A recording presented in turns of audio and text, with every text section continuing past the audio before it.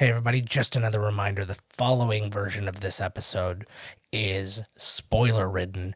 We're talking Star Wars. I don't want to spoil it for you guys if you do not want to have it spoiled. If you've already seen the movie, and that's the only way I want. Do you know what? Don't even be that kind of person who's like, oh, I don't care if I don't see the movie. I just see it. You go ahead, tell me what happens. I hate that. It drives me nuts. So go see the movie, then listen to this episode. If you've not listened to this episode, listen to our regular Coming Attractions episode. We talk very vaguely about the movie, and then we talk about other things. We deal with other stuff. So, on with the show. You're listening to Miscast Commentary. Hey everybody, welcome to Miscast Commentary. I am Joe Finley. Todd Tebow the Sailor Murray is missing because I just got home from seeing Star Wars Episode 9, The Rise of Skywalker. And we had such a fun time seeing that movie. I didn't see it with Todd. I don't believe he saw it tonight. I think he's seeing it this weekend. I'm not entirely sure. But, man, so much going on in this movie.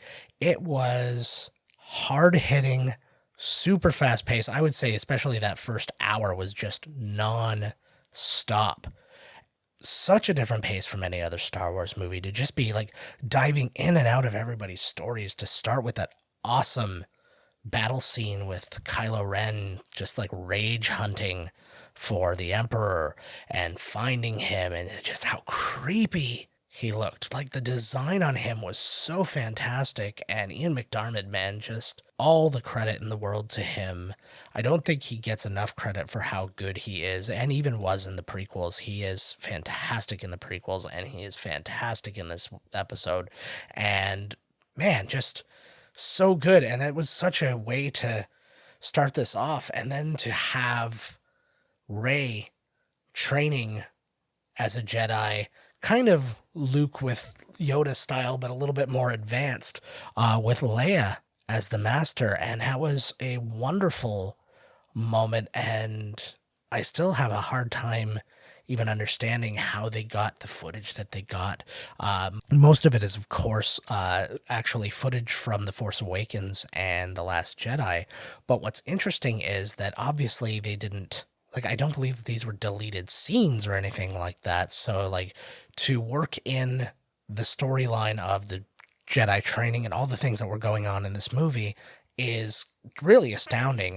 There were a couple of spots where I assumed I was looking at some random footage that they just happened to have, where it would be, you know, some third party would come up and say something to her and she'd be looking off, and then she'd say something that was generic enough that it wasn't specific to the scene or anything like that. But hey, these things happen. They did a really good job keeping her in the movie, and of course to a huge end. I really wish, I mean, for obvious reasons, I really wish she would have been alive to be in this movie. She was, of course, supposed to be the central of the originals in this one. You know how Han Solo was kind of the main in the first one, then it was Luke in the second one, and this was supposed to be Leia's movie. And it's sad that all we got is what we got, you know what I mean? But it's amazing that they were able to even put that together, and good for them for doing it and for honoring her, I believe, in such a wonderful way. Her ending, again, spoiler alerts, guys, her ending, dying, just reaching out that last time to Kylo Ren, aka Ben Solo, was just heartbreaking. And just that moment between Rey and Ben was, it was just fantastic. It was the most acting that Adam Driver has really been allowed to do. You know, don't get me wrong, he's been acting, but that was just a really fun and powerful moment for the two of them. And I was really, really happy with how they dealt with that. So many other things to talk about in this movie so we've established the Emperor. Everybody knows about the Emperor. So there was no real way to make it a good surprise, I guess. I think it had to be a part of the trailer and all that kind of stuff. Because I remember when I watched the trailers, I was like, oh man, that's something I really would have liked to have saved and been surprised about. But it really is kind of a central piece in this. I don't know if maybe they could have thought to do like some kind of something at the end of The Last Jedi, or even a post-credit sequence would have been cool.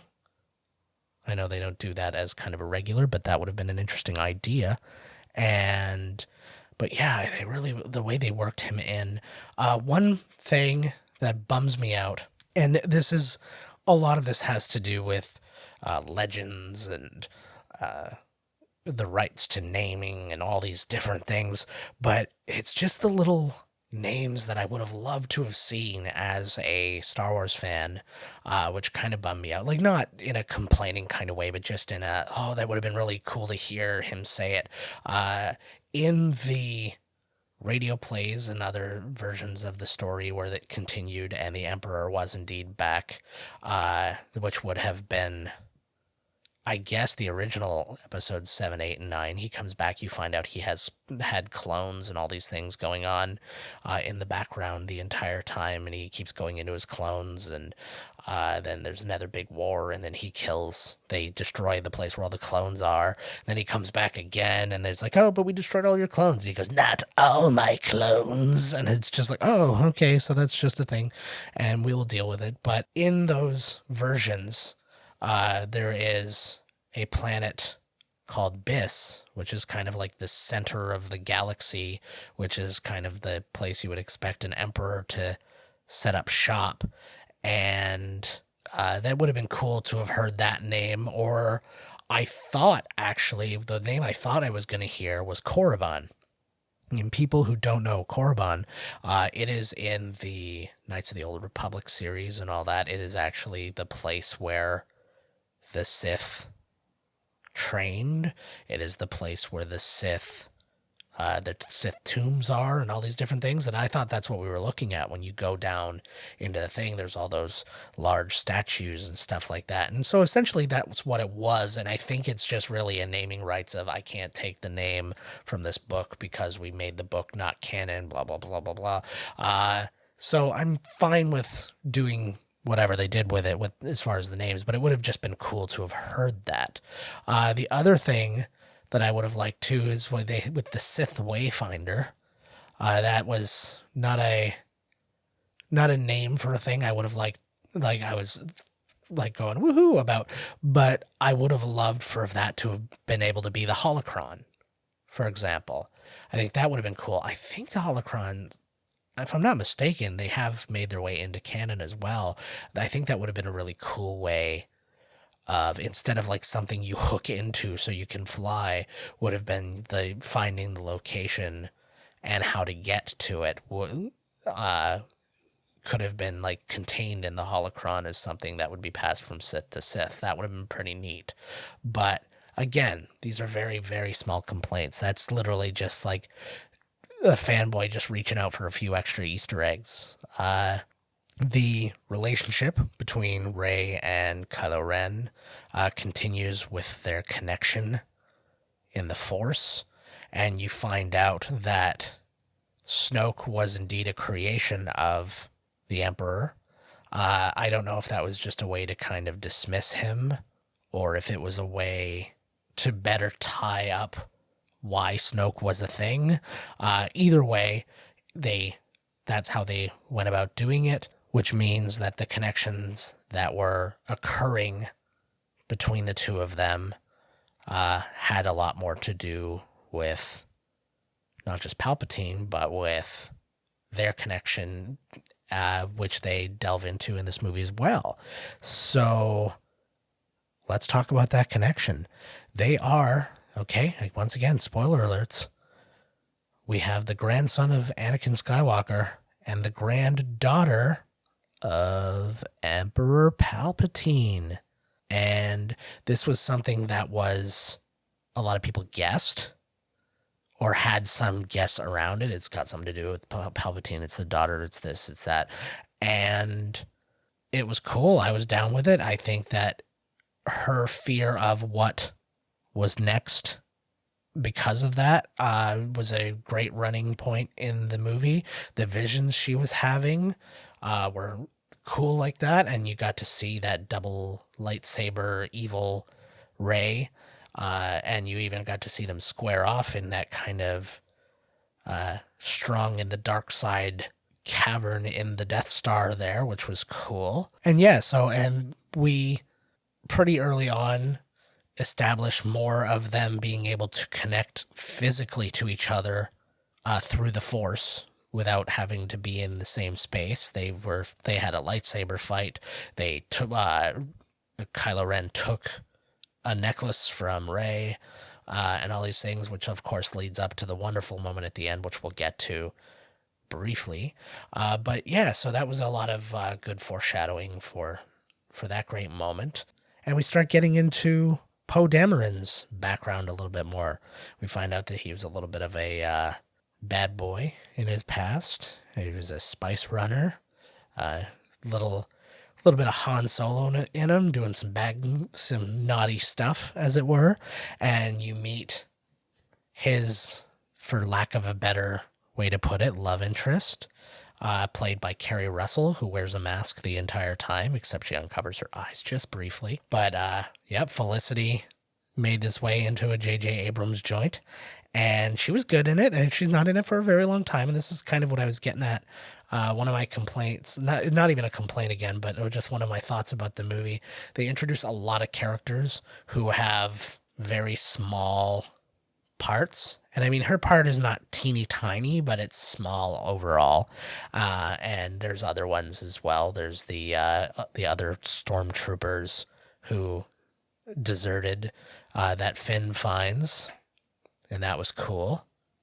But yeah, there's just these small parts that I don't know if they could have combined a couple or just this, because I know another complaint about the movie was just you're meeting a lot of characters, you're doing a lot of stuff, there's a lot of exposition, and it was a very go movie, but it goes really fast. I didn't even realize how late it was when the movie was finished, and it was just like, wow, it really kind of like just put the pedal to the metal and kept it down. But yeah, so you find out as they're trying to get some Sith information that is buried deep in 3PO's brain, thanks to a dagger that he translated the inscription from, and he not obviously, but he can't say the words, so they actually had to wipe his brain so to allow him to actually translate the information. That was cool. That was an interesting little plot point, and then to see all the raids going on and to have them have this little kind of cloak and dagger moment, and then the introduction of the teeny tiny little bubble freak. That he was another adorable little character. And that is the thing about this movie. A lot of humor in this movie. I think they handled it quite well. I don't think it was too much. That's at least my thoughts on it. It had the charm that I think the originals had, that I don't think any of the prequels or either of the two of this trilogy had. And that's not to disparage the movies in any way. It's just to say that there was one thing that they weren't doing as much, or they weren't doing as well, maybe. Because I know there was some, there was humor in all of them. There were spots in The Force Awakens where there was attempts at humor. I was just kind of like, but fine, okay, go ahead.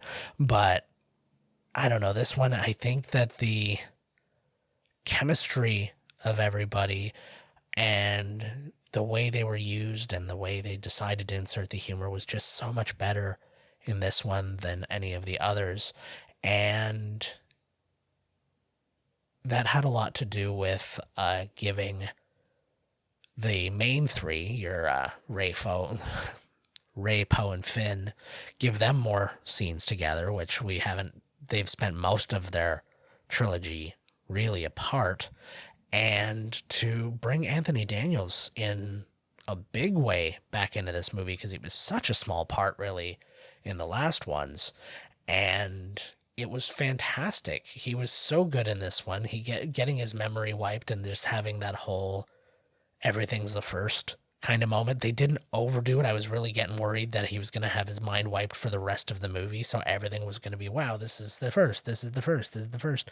But they give you just enough of that before you get R2 to kind of give him a a memory restore, and then you kind of get back into it. But I think that Anthony Daniels, who has been the only cast member who's in every single Star Wars movie, remember that, guys? Yeah, he did such a great job in this one, and he should be very proud of how he got to contribute to this one, for sure.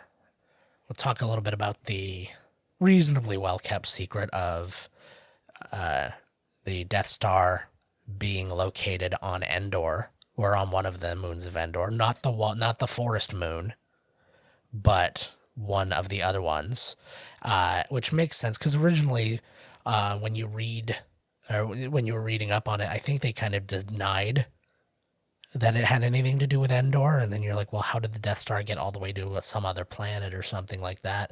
Yes, this one did indeed, when it blew up, it did go down, and it landed on one of the other moons, which was not a completely water-based planet, but a very violent water, like a violent ocean it ended up landing in, and that's where we have to travel to go get the other, what I would have liked to have been a holocron, but the other Sith Wayfinder, which is where Rey faces off against Rey in a mirror match.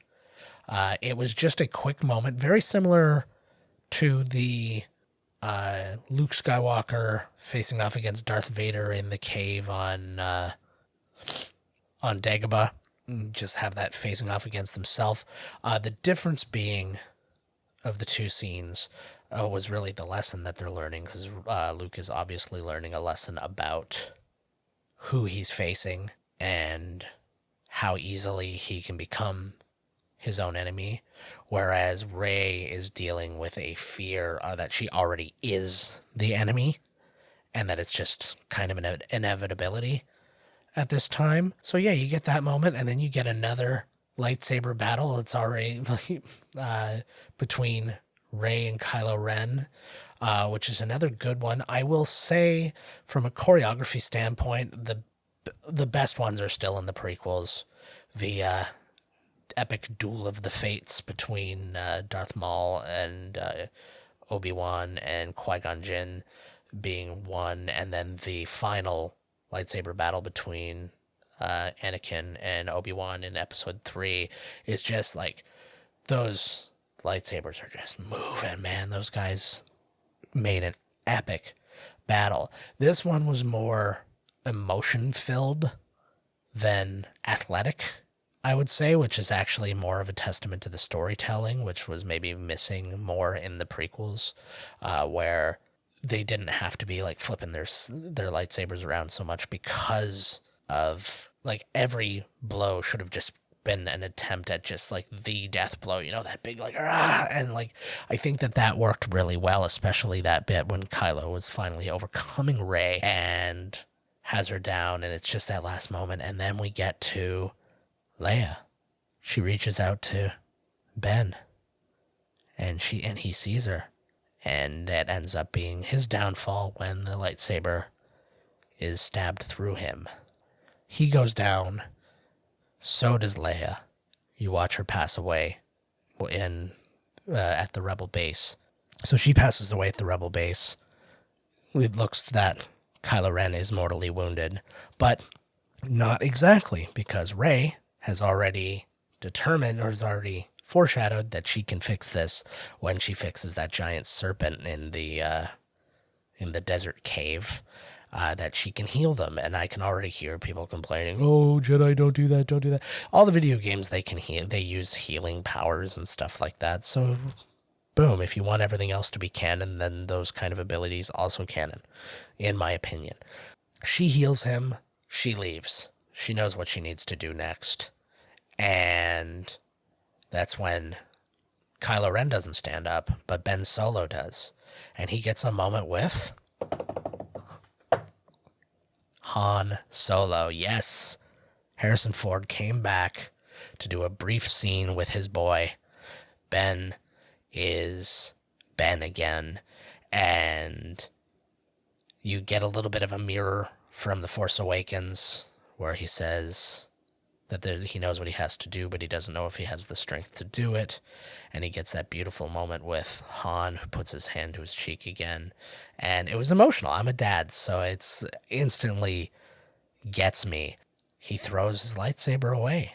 It was a really cool moment. It was a definitive, like, you're not going to get screwed over again, like in The Last Jedi kind of moment, where it's like, oh, you think he turned? Oh, no, he didn't turn. It was just like a very brief whatever. Then on the other side, so he's thrown away his lightsaber, and then you cut back to Rey, who's now back on the planet where she had found Luke. She's destroyed her ship, and she's thrown her lightsaber away into the fire, almost, because it gets intercepted by the Force ghost of Luke Skywalker. He's there. I thought they were honestly going to give him more in the movie because of the death of Carrie Fisher. I thought he was going to have to fill in a lot more spaces, but the scene that he got was quite good, and it was basically just him rehashing the culmination of everything that he learned in his trilogy, which was kind of nice. It was kind of that like fatherly passing of the torch that I enjoyed that a lot. And then you got that kind of moment.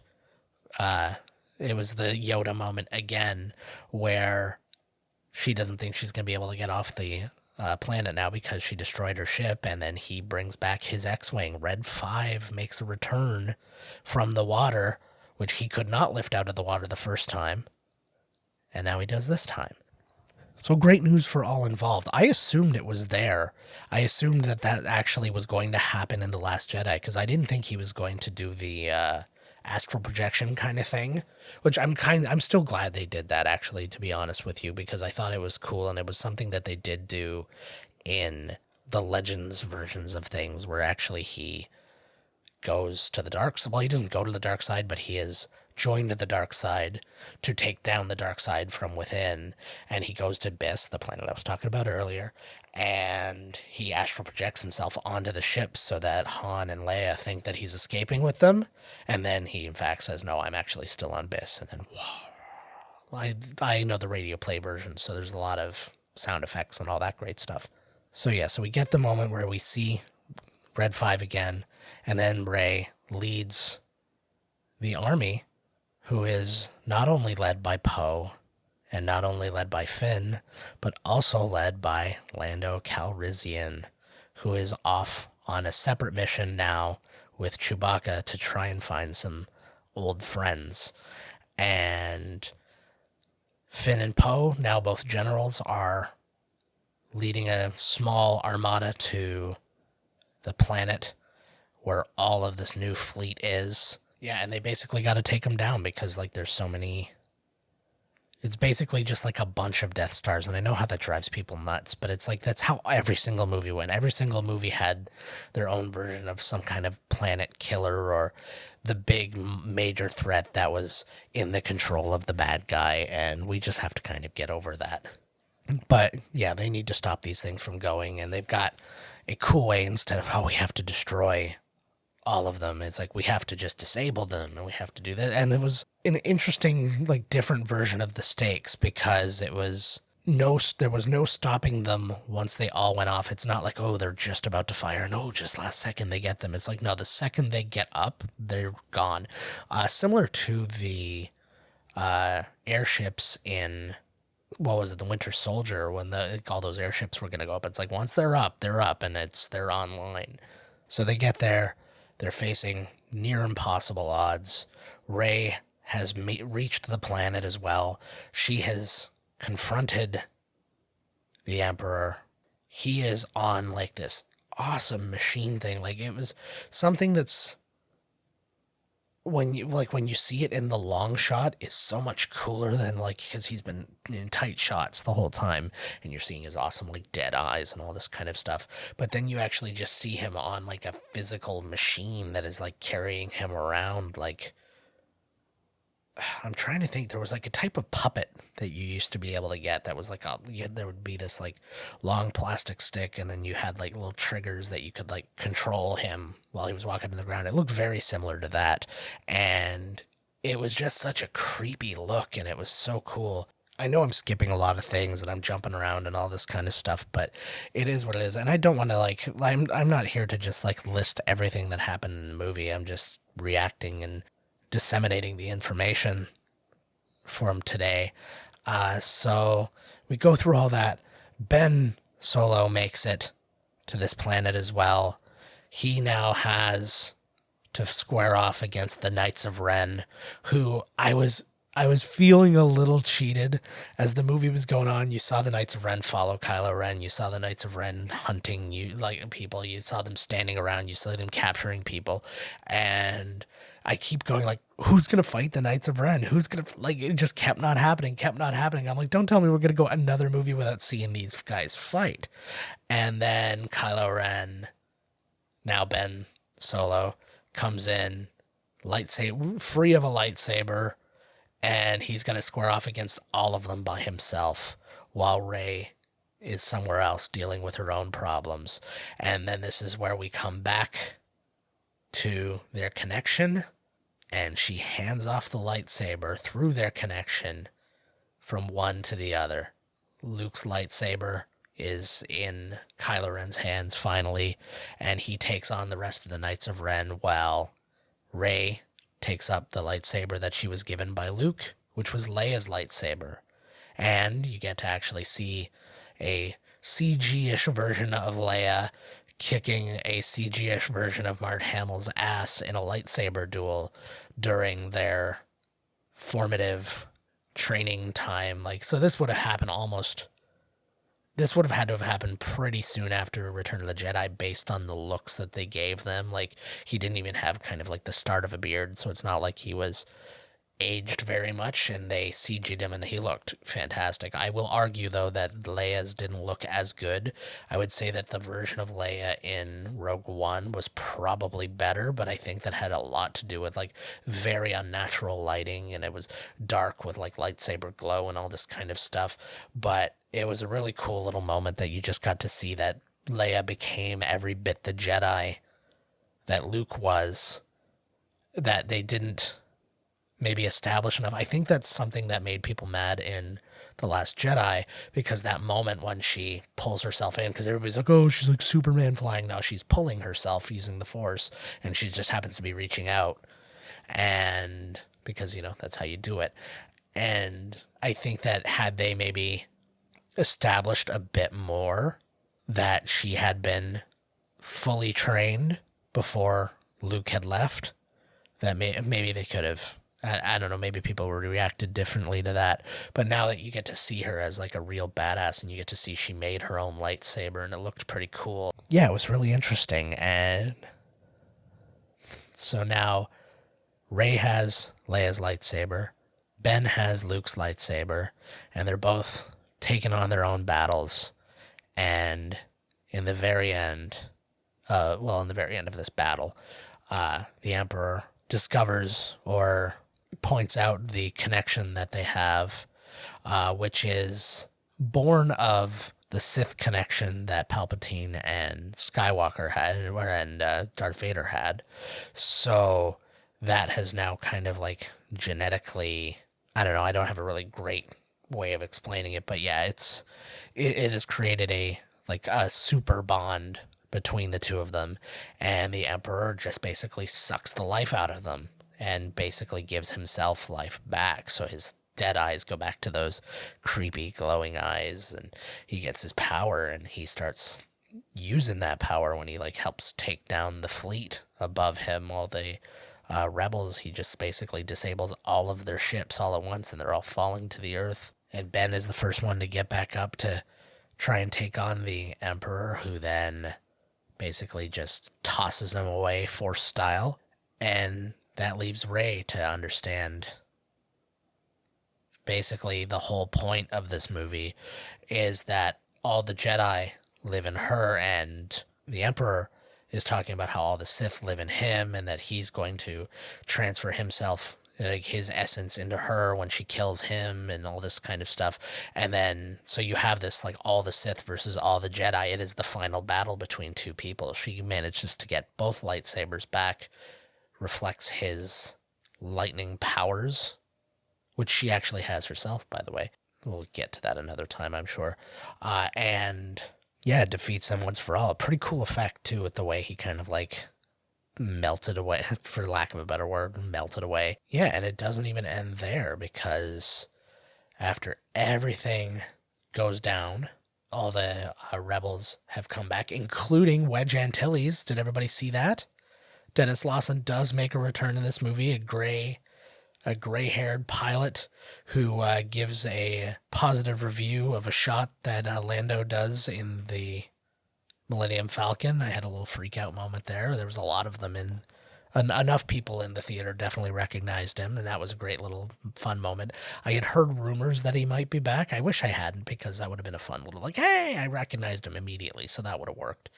And yeah, you've got the whole of everybody willing to take on the bad guys here, which, I mean, yes, I got the political ramifications of the comment, but just putting it into the context of the movie was still its own fun kind of moment. And then they've got to rescue Finn, and they've got like so many things going on all at once, and it was just a really cool, satisfying kind of like final battle ending. Then I was really happy with it.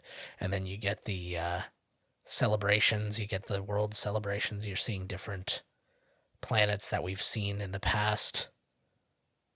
Not dissimilar, actually, from the way that they did it more in the re-released version of Return of the Jedi, where you got to see a proper Coruscant, and they threw in Naboo and all those other ones. So this one, though, you get Endor. Anybody who didn't notice in the credits, so that was Wicket, was the older one, and Warwick Davis did play him. And Warwick Davis's son actually played the other Ewok, who was Wicket's son, according to the names in the credits. So that was just another interesting little bit. And what else did we discover in there? Oh, all the voices of the Jedi talking to Rey were all the actual folks. You had Ewan McGregor's voice, Alec Guinness's voice. I know, obviously, he didn't record something new. They found something. Liam Neeson's voice, Hayden Christensen's voice, Freddie Prinze Jr.'s voice was in there. And yeah, Freddie Prinze actually is Kanan Jarrus in Star Wars Rebels, so he actually made his way into this as well. So like all the Jedi that they could get their hands on essentially were a part of that. And I thought that that was a really cool little moment. It would have been nice to even have some more of these like extended canon things to get involved, but it's like in a movie that was so jam-packed already, it's probably for the best that they didn't. I don't know what else to say about this. We are going to discuss it again when I do our next Coming Attractions episode with Todd. We might do a little YouTube something or other with it. It was just a very, very, very satisfying movie.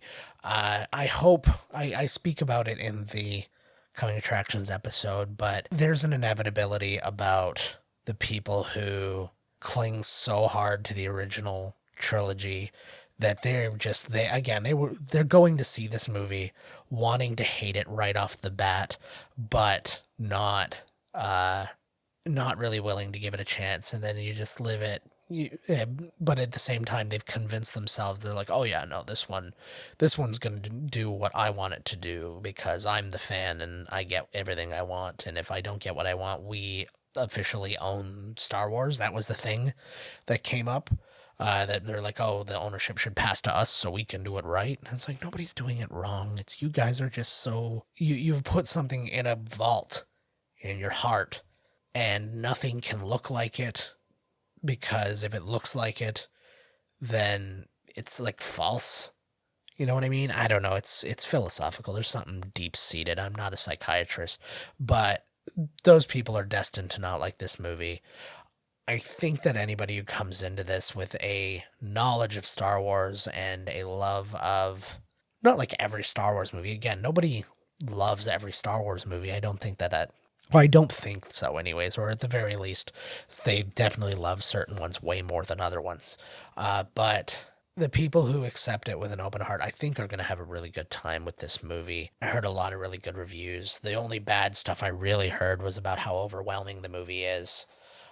In its pace and in its exposition and stuff like that, especially near the beginning. And I do understand that. But again, I think I think the average fan going to see Star Wars Episode 9 is on top of it.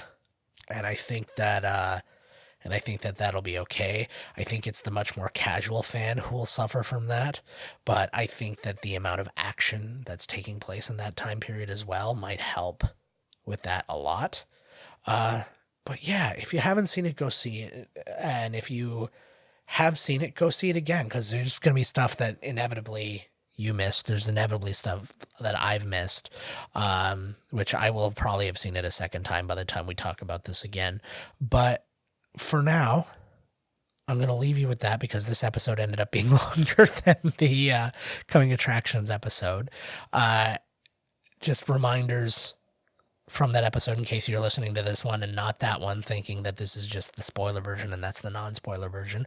On Christmas Day, we are doing Home Alone. It's going to be a family affair. My wife and daughter will be on the show, joining me to do that one. It will be a very safe for work version of the episode. It's not going to be like regular episodes when it's me and Todd. So keep an eye out for that. And then the following Friday, so the 27th, we will have another Coming Attractions episode. We're going to wrap up 2019 and we'll tell you how we're going to start 2020. So very much looking forward to being with you guys for all that. And in the meantime, find us on miscastcommentary.com. Email us podcast@miscastcommentary.com. Find us on Twitter @miscastpodcast. I'm at JK Finley. Todd's at miscasttodd. Find us on Instagram @miscastcommentary, and I'm at JK Finley there. Find our number on our website and on Twitter and all that stuff, and you can phone us and you can text us and leave a message, and we will read and or play your message on the air, depending on what you provide for us. Any way you want to reach us, please reach out, because we love to hear from you guys when we do. What are your thoughts on Star Wars? I would love to hear about that. Maybe we can include this in the follow-up that we do about this. So what are your thoughts on this latest one? Is it a just ending for this trilogy? Is it a just ending for the 9-episode saga as a whole? Did you like the little parts that get plugged in, like the little Easter eggs and all these kind of things? Did you dislike them? Did you like the pace of the movie? They made it a bit more actiony. Did you dislike that because it didn't feel as Star Wars-y to you? Reach out. I'd love to hear about it. I'd love to hear your opinions. See, I do want to make sure that people don't think that I don't value even the opinions of the people who don't like these movies. I get where they're coming from. I just don't get why they're wasting their time, because they have literally, since watching, people who watched these movies probably had like that box set of VHS growing up in the, in the late 80s and stuff like that, when they watched these movies, maybe for some of them as kids for the first time, other than the ones who were old enough to go see it in theaters. And they have, so I mean, that is their connection, and I understand that. But again, now once you realize that, I think if they would have seen it in themselves, that's where their true connection was, they probably just would have not gone and seen the other Star Wars movies and just been happy. At least maybe they go see episode 1 and go, okay, this is going to be something different, so I'm just going to bow out now. But instead, they're like, no, I will go see all of them, and you will do exactly what I say. I'm not worried about the toxicity or anything like that. I would like to hear real opinions. I like to hear constructive things. Hey, what would you have changed? What do you wish could have been in the canon that's part of the legends and stuff like that? I would love to go over all that with you guys.